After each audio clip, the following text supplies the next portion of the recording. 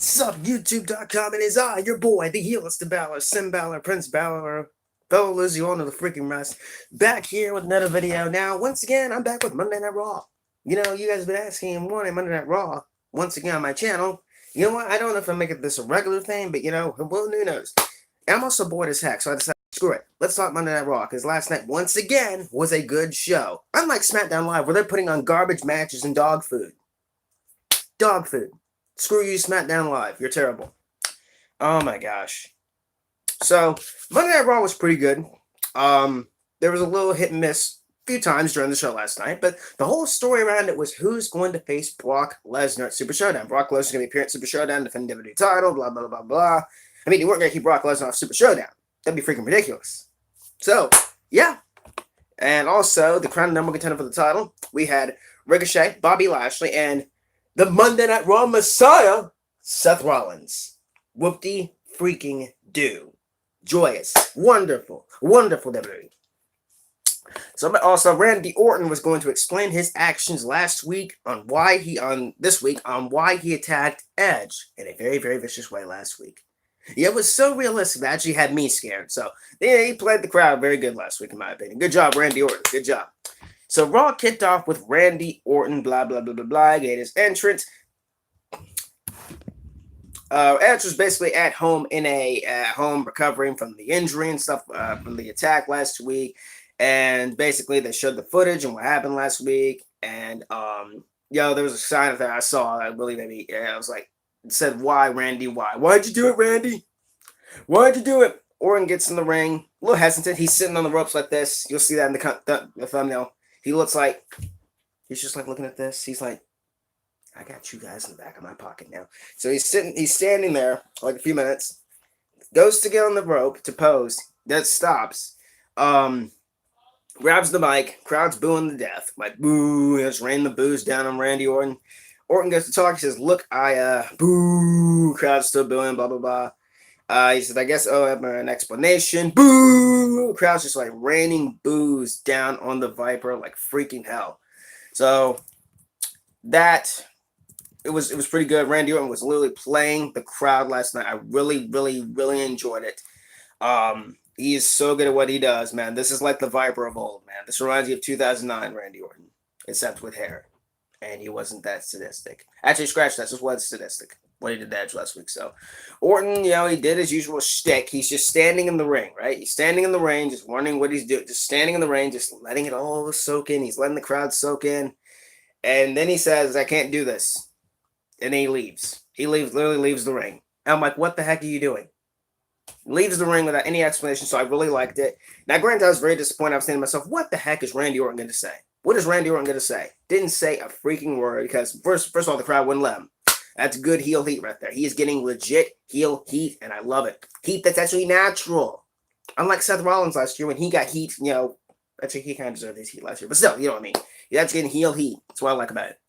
So Randy Orton walked backstage, and that was it. That's the last I saw of Randy Orton. Was it a letdown? Somewhat, yeah. But yeah, it was all good. I mean, Randy Orton just walked off and didn't give an explanation. But because he doesn't owe us an explanation. It's Randy Orton. He doesn't owe us anything. Period. Ay. Then they showed the video package of the Royal Rumble last week of Drew McIntyre and Brock Lesnar winning the Royal Rumble. All that happened. Up next was Lana versus Liv Morgan because WWE thought to themselves, you know what? We need to have this match again. Because why not? Last week was pretty good. Let's do it again. No, it wasn't. No, it wasn't. End this storyline now. So Lana and Liv Morgan, blah, blah, blah, blah. Bell rings. Morgan shoved Liv to the mat. Morgan shoved Lana to the mat. Lana came out holding her wrist and attacked Morgan. And, she hit her finisher, blah, blah, that was it. But the big thing came after the match. So the Riot Squad's music started playing, right? And I'm thinking to myself, who the heck is this? All of a sudden we see Ruby Riott come out. I'm like, oh my gosh, that's cool. So she's finally back. It's been a while, 8 months, I believe, on the shelf. Shoulder injury and stuff like that. She got surgery. So she's back. I'm surprised they didn't lose using the Royal Rumble, but I thought that's what they're going to use her. But, whatever. She came out smiling. He gave Liv Morgan a hug. Ruby chants were breaking out. Ruby, or stuff like that. And then she basically turned heel. Yeah, she turned heel. That was really no shocking whatsoever. I'm like, here it comes. Like, the second she was smiling in the ring. Hug, and then bam, decks her. I'm like, okay, cool. Heel turn from Ruby Riott. That's awesome. I guess this is to get Liv Morgan over as a babyface because let's be honest, she is sucking right now as a babyface, and that's on creative right now. Thanks to that goddamn storyline you got going on with Lashley and Lana. Fuck you, WWE. That's on them. So, yeah, Liv Morgan's freaking heartbroken and stuff like that. You got Lana in the background, yeah. Lana's being a freaking prick in the background. Look at you got duck, motherfucker. Oh my god. So that was everyone saw it coming, heel turn, blah blah blah blah. So there was that. That was pretty cool. And apparently it was snowing in Salt Lake City, Utah last night. Big snowstorm. So I guess, the production team wasn't all there because the stage was very weird last night. There was no entrance way for the wrestlers to come out. So they came out towards the back, which was very interesting. I really thought that was interesting. And also some of the Tron was messed up. So that was pretty funny. Most of the Tron was just like out of whack last night. It was so funny. So up next was Riddick Moss and Mojo Rawley's in the ring, because why the heck not? 24/7 champion. Almost forgot he was champion. I honestly forgot that title existed, for God's sakes. Once again, they showed Drew McIntyre, blah, blah, blah, eliminating Brock Lesnar in the Rumble, which made sense because Drew McIntyre's segment was next. Drew McIntyre made his entrance, and basically McIntyre was, this was so funny. McIntyre warned Rawley was going to once he put his mic down, he was going to Claymore his head off 3 seconds later. McIntyre recalled Lesnar attacking him from behind last week. He said that tells him he is apprehensive because he knows he's just big and just as fast. He got a secret weapon in the Claymore kick, which is freaking true, by the way. That is a devastating move. A Drew chant broke out. McIntyre said that come WrestleMania, he will kick Lesnar's oversized head off his body and become the WWE champion. You better. McIntyre said he almost forgot Rawley was there. Then he reminded him 3 seconds later of the 3-second vow. So the match started. Literally, the match started. I turned away for like 2 seconds and there's the Claymore kick. 1, 2, 3, and 7 seconds. I'm like, okay, he made his promise. There you go. Drew McIntyre defeated Mojo Rawley. Oh, and the 24/7 title wasn't on the line, so there's that. Charlotte Chris was backstage with Seth Rollins. Well, I'm not going over that. I'm not going over that. I'm just going to go over the match what we got. So we had also a 6-man tag. Kevin Owens, Eric, and Ivar against Buddy Murphy, Akam, and Razor with the Monday Night Raw Messiah, Seth Rollins. What do you freaking do? This was a fun match. This was a really fun match. I'm not going to go over what happened in the match. So basically, one of the Viking Raiders got taken out. What's up, Andre? How you doing? Mike, how you doing? What's up, everybody? Now everybody's starting to come in. Down towards the middle of the review. Come on. Oh, yeah. Anyways, as I was saying, I'm not gonna go over the entire match. Basically what ended up happening was one of the Viking Raiders got taken out. And then in the end, Kevin Owens was all on his own. Owens tried. He really did try, fight all of them off, but in the end, he was not successful. As I believe one of the, I don't know who it was. Let me see if I'm looking at it correctly. It was Akam. Yeah, it was Akam or Razor. I can't remember which one. Rollins slapped one of them. Oh, it was Razor. Rollins was slapping Razor at ringside and stuff like that. Get your head back in the game. Get your head back in the game. So Razor blasted him with Owens' clothesline. 2 spine busters, with legitimately, in my opinion, look very terrible. It's just very weird spine busters. And then that was about it. The match was over. Kevin Owens lost. And then for whatever weird reason, the camera started to pan out, right? And the camera started to sink in. Like the crowd is very... all the heels went away. So the camera's like panning out. The shot of Kevin Owens just standing there, like on his knees, like looking defeated. It's like, what do I got to do? That's the look of what do I got to do? And I really enjoyed that shot. That's pretty cool. What does Owens have to do? What does Kevin Owens have to do to beat, I guess, Jesus and his disciples? I don't know. It's so weird. So Aleister Black made his, Ricochet made an interview, but I'm not talking about that because Ricochet, he's pretty much just, I'm done with Ricochet. I like the guy, but he's not on my radar anymore. Aleister Black against Eric Young. This match didn't last that long. 1 minute, 15 seconds. Black mass, and then Eric Young somehow got busted open. Yay.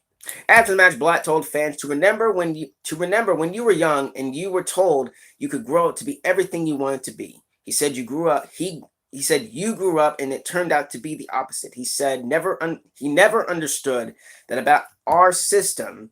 I don't know what that's supposed to mean. He said that's not real. He said he's a firm believer that people should be whoever they choose to be. That is a good belief there. That is something I believe as well. People should be allowed to do or be whatever the heck they please, regardless of anybody's opinions or anything like that. Be who you want to be. End of story. And then freaking he sat down, crisscrossed, applesauce, blah, blah, blah, blah, blah. He says when he knocks down the locker, he says When he knocks down the locker room, there won't be any light that steps in because he will engulf a shadow cast by the black mass. He said, while people are lying, they will know that it was done by a person who was told they could be whatever they wanted to be. I don't know where this is leading to. Probably a match at WrestleMania. I really hope it's a match at WrestleMania because all he's been doing is sticking his. All he's been doing is now is saying, people need to pick a fight with him, or he's going out to pick the fight, whichever. Keep forgetting. And then for whatever reason, WWE played this advertisement for Goldberg on Friday. I guess Goldberg's being booked for Super Showdown. Whoop-de freaking do. I will not be reviewing SmackDown. Period. No, SmackDown does not deserve the heels to Balor's. Period. Yeah. Up next, we had so Humberto. I can't stand Humberto. He's a failure, in my opinion. Great wrestler, he's a failure, and has no character, and you all know him, right? Humberto's in the ring, right? And no. Yeah, let me see. Yeah, Humberto's in the ring, right? And they showed Steve Cook of The Biggest Loser. I don't watch The Biggest Loser. Period. Then moving on. So Angel, I'm skipping ahead here. Zelina Vega is out there, right? Zelina Vega comes out with Angel Garza. Angel Garza, right? I like Angel Garza. Very talented guy. He's quickly grown on me. Just lost the Cruiserweight Championship. My boy Jordan Devlin. So that's pretty cool. Came out, and Vega says vulnerability isn't a liability. When she found Carrillo's, she said that when you mess with her business, she is not the one to pay. She is not the one who pays the price. You are. And then the crowd's giving her the what treatment. I can't stand the what chants. Period. They're freaking stupid and disrespectful. I don't care if it's from Stone Cold. I don't care if Stone Cold started it. I don't care. It's disrespectful. Period. In my opinion, I can't stand the what chants. She said Garza is a former champion in NXT, the hottest Latino prospect, and Carrillo's cousin, which I legitimately did not know. And I did research, and apparently it's true. So there's that. He entered the ring. The guy has good mic skills, in my opinion. He can clearly speak. Let me try that again. He has good, clear. He has good speech in English. I'm trying. You know what I'm trying to say, here, guys. I'm getting all discombobulated looking at this stuff. So basically, everyone was literally shocked by that. He said he knew Carrillo was in shock. He said that both knew that he's the leader of their family, and Carrillo answers to him. Garza called his cousin a disgrace. That kind of made me chuckle. And then Humberto ripped the mic away and then spoke in Spanish, and then Zelina Vega slapped him. Garza mounted him with punches, blah, blah, blah, blah, blah. Rey Mysterio came out because Rey Mysterio needed to stick his nose where it didn't belong. This really pissed me off because Garza was going for Angel's, I guess, I don't know, Angel's wings, whatever he calls it. A clipped wing. I don't know what he calls it, man. It's a good move, though. It really is a good move. He should call it Angel's Wings. But then again, there's Christopher Daniels, who actually has a finisher called Angel's Wings. That's really confusing. So Rey Mysterio came out for some stupid reason to save Humberto. I don't care. Rey Mysterio, Chet and Carrillo, blah, blah, blah, blah. Referees came out. I don't really care. 619. This match was fun. We had Rey Mysterio against Angel Garza. Good match. In the end, Rey Mysterio freaking won. I don't know why. No, it was no contest. My bad. It was no contest because Angel Garza performed his finisher on the floor. Yay. Goodbye, Rey Mysterio. Goodbye. I think they're writing him off TV. Goodbye, Rey Mysterio. So long. Up next, I believe, was Drew McIntyre's on WWE backstage. What did he freaking do? That's awesome. And then here we go. Hour 3. Oh my God. Here we go. This is where things get really interesting. Charlotte Flair. Charlotte Flair just won the Royal Rumble last week. Whoop-de-freaking-do. Good job, WWE, for actually shocking people for once in your life. So Charlotte made her entrance and all that. Oh my God. Here we go. Charlotte says, here's the thing. I've held the Raw Women's Championship multiple times. I've beaten Becky. Whoop-de-freaking-do. I've held the SmackDown Women's Championship multiple times, and I've beaten Bayley. Flair stopped and said that the Queen has love for NXT, and NXT has love for the Queen. Sure it does. Flair said she has held all the gold 10 times. We still want all the gold. Let me stop you right there, Miss Charlotte. You want all the gold, right? So you're telling me if you want all of the gold, So you're telling me, do you want the NXT Championship, not the NXT Women's Championship? I'm not talking about that one. You want the NXT Championship? You want the WWE Championship? You want the NXT UK Championship? You want the NXT UK Women's Championship? You want the Tag Team Championships? You want the SmackDown Tag Team Championships? The Raw Tag Team Championships? The NXT UK Tag Team titles? The NXT Tag Team titles? The NXT North American Championship? The Intercontinental Championship? The United States Championship? So you want all the gold, right? You want all the gold. I know what she's trying to say, but I'm making a point here. All the gold. You've had multiple titles. Multiple reigns. For God's sake, you're going to pass your father's record. Enough is enough with Charlotte Flair. Please. Ay. Enough. Moving on. So, basically what happened is that this is my brutality. Yeah, Rhea Ripley came out. Big pop. Pretty cool. Great singer here. NXT chants, which made my heart so good. Made me very happy. Rhea came out and said, Flair can challenge for any title and she's already beaten Lynch and Bayley. But do you know who you haven't beaten? You haven't beaten me. That's a fact right there. As a matter of fact, I've actually beaten you. Ripley said that Flair is going to challenge for any title. She dropped the mic and held up her women's championship with a yes chant. You know, yes, standing around the yes movements back. What do you freaking do? The NXT, they kept acknowledging it as the NXT Women's Championship. I mean, at this point, I wouldn't give a shit what it's called. Just call it a title. I don't care. Just call it the NXT Championship, the NXT World Championship, and I'll be happy. Please. Just stop it's so confusing. It's literally so confusing what they're calling this title and the name. It's so weird. Yeah. So it looks like we're probably getting a little tease for what we're getting at WrestleMania. So I like it. Rhea Ripley and Charlotte Flair, I'm fine with it. As long as Rhea goes over. Please. That's all I gotta say. And then Bobby Lashley was in an interview. I don't give a crap. Who freaking cares? And then the most boring match of the freaking night, in my opinion. Asuka and Natalya. Nobody cares. Moving on. 11 minutes, 40 minutes. Don't know why this happened. Oh, and apparently there were stiff shots in this match. I literally don't know why there's stiff shots in this match from Asuka to Natalya. I don't know. It was a weird match. And I literally just stepped out of the room because I didn't want to watch it, period. So after the match, Asuka grabbed the mic and called out Becky Lynch. And I'm thinking to myself, where the heck is Becky? I was thinking to myself, where is Becky? Because she's the only reason, besides some other people, why I watch the show. So I'm thinking to myself, where's Becky? So, yeah, she calls out Asuka. I don't want to rematch. I'm not trying to mock her here, but she says, I want rematch. All that. She wants the rematch for the Raw Women's Championship. And out comes Becky Lynch, carrying the title. And she has the meme sunglasses, which is so funny. I started cracking up so hard. Has the meme sunglasses, which was pretty funny. Came out, did the thing, holding her title up, blah, blah, blah. And Lynch questioned why she put the title on the... Wait. Let me go back. She removed the shades, and Becky says, Asuka ducked her for over a year now. She wants to fight her again. Lynch said that beating Asuka damn near gave her superpowers. That was pretty funny. That was legitimately super funny. No pun intended. That was actually pretty funny. Gave her superpowers. What are you now? What's up, Benny? How you doing? So Lynch questioned why she put the title on the line this close to WrestleMania. She said that the only thing more fun than beating Asuka's ass once was doing it again. And then Kairi Sane tried to attack Becky, and then Becky saw it coming, and then Becky just literally threw Kairi out of the ring, which was so funny. And then she flexed her arm with it. It was so funny. She just did this. It's so funny. Flexed her arms, and then that was pretty funny. And then told Asuka she has the superpowers in the form of eyes in the back of her head. So that's her superpower. Whatever. And then Seth Rollins showed up on backstage because I don't know why. It was weird. What a weird thing transition to Becky Lynch to Seth Rollins. It's so weird. But all right, and then Charlotte Flair is going to be appearing as on NXT this week to respond to Rhea Ripley's challenge. Also, Rhea Ripley's going to be having a face-to-face confrontation with Bianca Belair to have their match next month. Or this month, actually. My bad. This month. So, yeah. Charlotte Flair's going to be on there. We all know what's going to happen.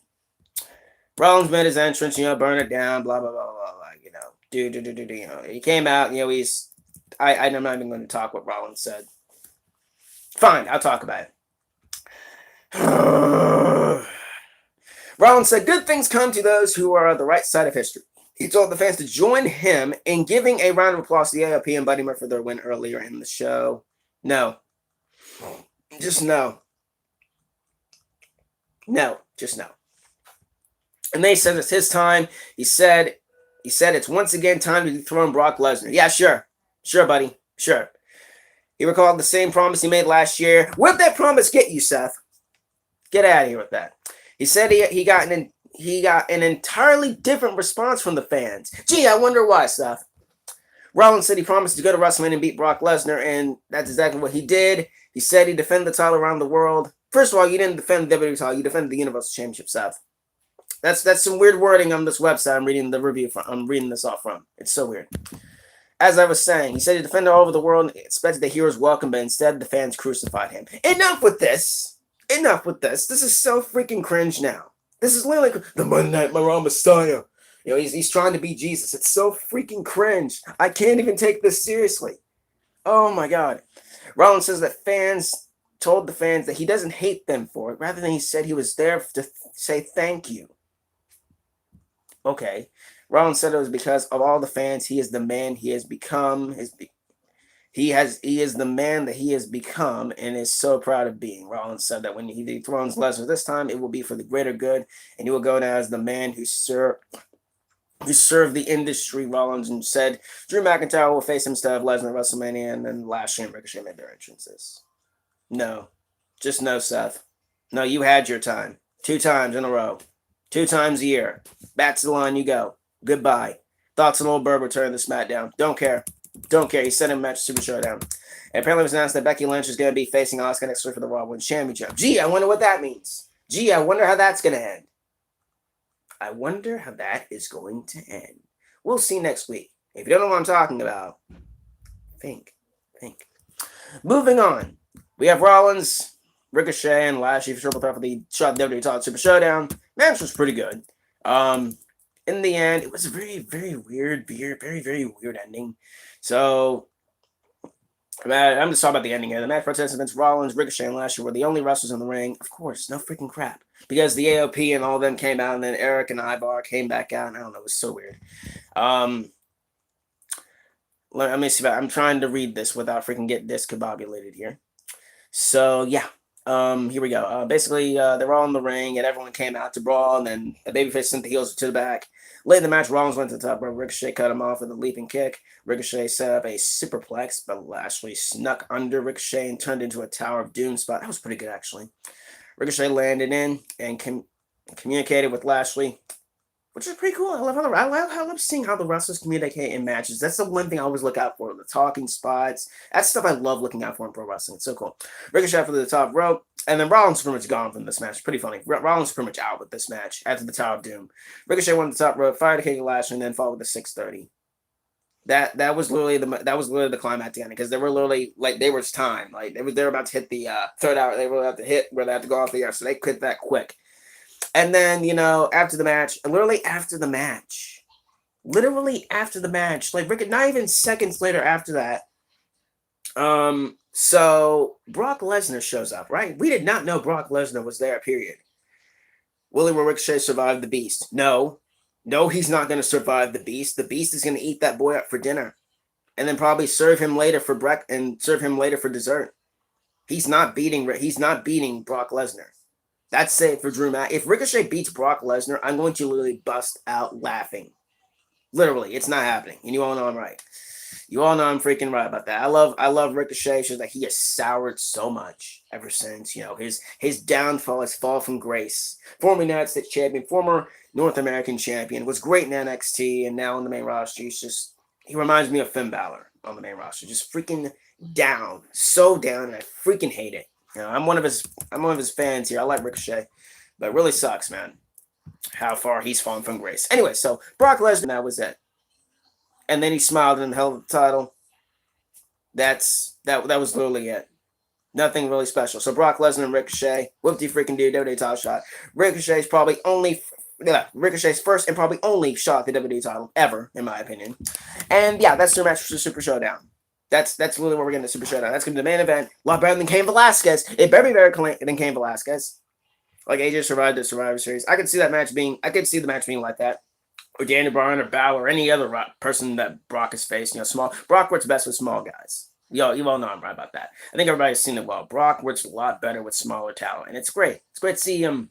I think he's going to work well with McIntyre at WrestleMania. I really do think he's going to work well with McIntyre. It's going to be great. It's going to be a great fun match. Yeah. Your stupid mom. Grandpa needs a stylist. Is that a stylist? No, it's just part of a It can be. Yeah, Can be. It can be. Yeah, it I'll can be. take it then. Yeah, can be. Yeah. Yeah. Anyways, yeah, that's really Monday Night Raw. That's the match for Super Showdown. We don't know what we're getting with Goldberg. We don't know what Goldberg's gonna be doing. We don't know what the other match is gonna be announced, but that's Monday Night Raw review, guys. That's all I got, guys. If you enjoyed this video, I really hope you did. Do sweet that like button down below. Subscribe for videos like this one. Follow your boy on Twitter at Balor and Instagram PeelBalorYT. Because we are getting really close to around, let's say, 800 followers on Instagram. Which I'm trying to grow my Instagram following a lot more than my.